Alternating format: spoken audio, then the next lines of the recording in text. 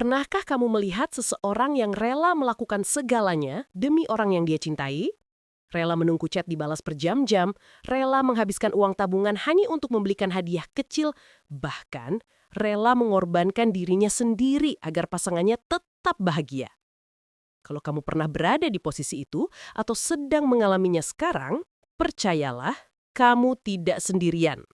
Fenomena ini dekat sekali dengan generasi kita. Kita menyebutnya bucin, budak cinta. Tapi pertanyaan pentingnya adalah, kenapa sih generasi milenial yang dikenal pintar, kritis, dan mandiri justru banyak yang terjebak jadi bucin? Bukankah kita punya akses informasi, bisa belajar dari pengalaman orang lain, bahkan bisa lebih rasional dalam mengambil keputusan? Lalu mengapa? Ketika urusannya tentang cinta, logika seakan menghilang. Apakah ini tanda kelemahan atau ada alasan lain yang lebih dalam? Coba kita renungkan. Seringkali orang terjebak bucin karena cinta yang dianggap sebagai cinta mati. Mereka merasa tidak bisa hidup tanpa orang yang dicintai. Semua hal dikorbankan demi mempertahankan hubungan meskipun hubungan itu jelas-jelas menyakitkan. Tak jarang obsesi seperti ini berujung pada hal berbahaya. Kekerasan dalam pacaran, kecemburuan yang membabi buta, bahkan tindakan kriminal. Cinta yang seharusnya indah justru berubah menjadi racun. Lalu ada juga mereka yang terbawa pola cinta monyet dari masa remaja. Kita pasti pernah merasakannya, deg-degan saat gebetan balas chat, atau merasa dunia runtuh saat dia tidak menyapa. Itu wajar di usia muda. Masalahnya, banyak orang yang tidak pernah benar-benar melepaskan pola itu. Tubuh boleh dewasa, tetapi cara mencintainya masih seperti anak-anak. Penuh drama, penuh harapan berlebihan, tapi minim logika. Faktor lain yang tidak kalah penting adalah latar belakang keluarga. Banyak milenial yang tumbuh dalam keluarga tidak harmonis atau bahkan broken home. Kurangnya kasih sayang di rumah membuat mereka mencari pengganti di luar. Perhatian sekecil apapun dari pasangan terasa sangat berharga. Mereka rela melakukan apa saja, meskipun itu membuat mereka terjebak dalam hubungan yang tidak sehat. Karena bagi mereka, dicintai berarti dihargai. Kita juga tidak bisa menutup mata bahwa media sosial punya andil besar. Di era Instagram dan TikTok, kebahagiaan seringkali dipamerkan.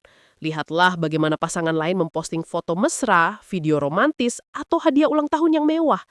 Tanpa sadar, kita merasa tertinggal. Kita ingin juga terlihat bahagia seperti mereka. Akibatnya, meskipun hubungan yang kita jalani sebenarnya menyakitkan, kita tetap bertahan demi bisa menunjukkan ke dunia luar bahwa kita juga punya kisah cinta yang manis. Masalah lainnya adalah kurangnya pendampingan yang tepat. Orang tua atau orang dewasa sering menganggap topik percintaan sebagai hal tabu. Kalaupun memberi nasihat, biasanya dalam bentuk ceramah atau larangan, bukan diskusi yang hangat. Akibatnya, banyak remaja atau milenial mencari jawabannya sendiri, belajar dari drama, film, atau bahkan media sosial. Dan tidak jarang, jalan yang mereka pilih malah berakhir dengan menjadi bucin. Padahal yang mereka butuhkan sebenarnya sederhana, motivasi positif, pengingat bahwa mereka layak dicintai, dan nasihat yang tidak menghakimi. Coba kamu bayangkan kisah ini. Dina, seorang anak rantau yang jauh dari keluarga, sering merasa kesepian. Lalu datang seorang cowok yang perhatian. Ia menanyakan hal kecil, seperti sudah makan atau belum. Bagi Dina, perhatian itu sangat berarti.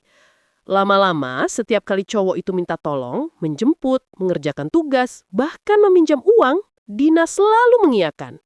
Dina takut kalau dia menolak, cowok itu akan pergi. Dan kehilangan perhatian kecil itu jauh lebih menakutkan baginya daripada kehilangan dirinya sendiri.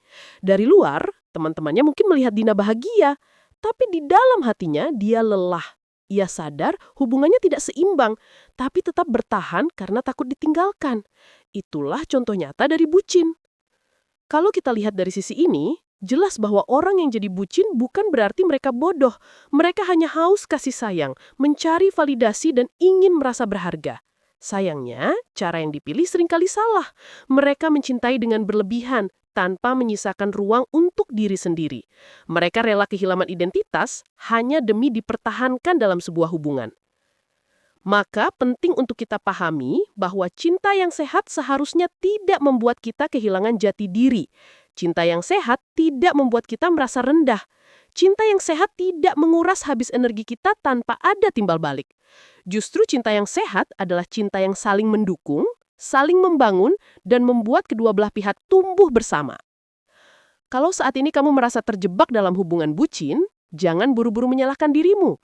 Tidak apa-apa jika pernah salah jalan. Itu bagian dari proses belajar. Yang penting adalah menyadari sejak dini bahwa kamu berhak bahagia, kamu berhak dicintai dengan tulus, dan kamu berhak memiliki hubungan yang sehat.